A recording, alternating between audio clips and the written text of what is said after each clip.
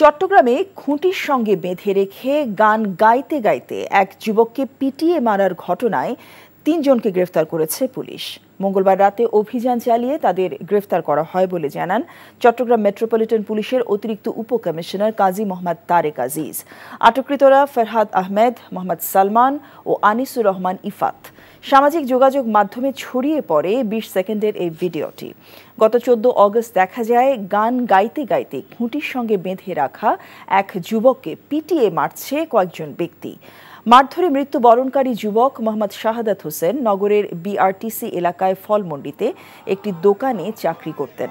এ ঘটনায় ১৫ অগস্ট শাহাদাতের চাচা মোহাম্মদ হারুন বাদী হয়ে পাঁচলাইশ থানায় মামলা করেন। আটকের ঘটনায় ব্রিফিং করেছে পুলিশ। তাদের মাধ্যমে আমরা যেটা হোয়াটসঅ্যাপ গ্রুপ, এই যে চট্টগ্রাম ছাত্র জনতা ট্রাফিক গ্রুপ, এটা আমরা তদন্তে পাই এবং সেটাকে আমরা অ্যানালাইসিস করি সেখানে কিছু আমরা ডকুমেন্টস পাই, কে কী লিখছে, তা কে কীভাবে জড়িত। ওই গ্রুপে জুয়েলের নাম আছে জুয়েল চৌধুরী এফএক্স, ওকে আমরা গ্রেফতার করি আপনার ২ নম্বর গেট থেকে। এরপর আমরা ওর তথ্যের ভিত্তিতে শিল্পকলা একাডেমি থেকে গ্রেফতার করি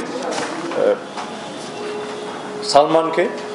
২ জনের তথ্যের ভিত্তিতে আবার ইফাতকে গ্রেফতার করি আমরা ২ নম্বর গেট থেকে।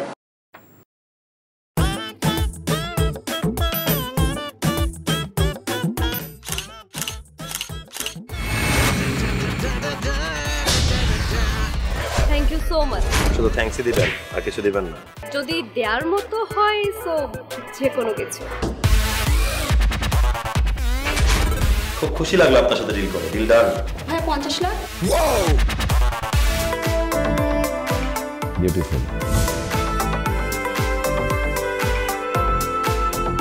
আমি চাচ্ছি এই থার্সডেতে তোমাদের এনগেজমেন্টটা করে ফেলো।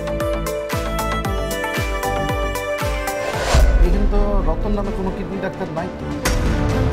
আপনি চিটার বাটপারে পাল্লায় পড়ছেন।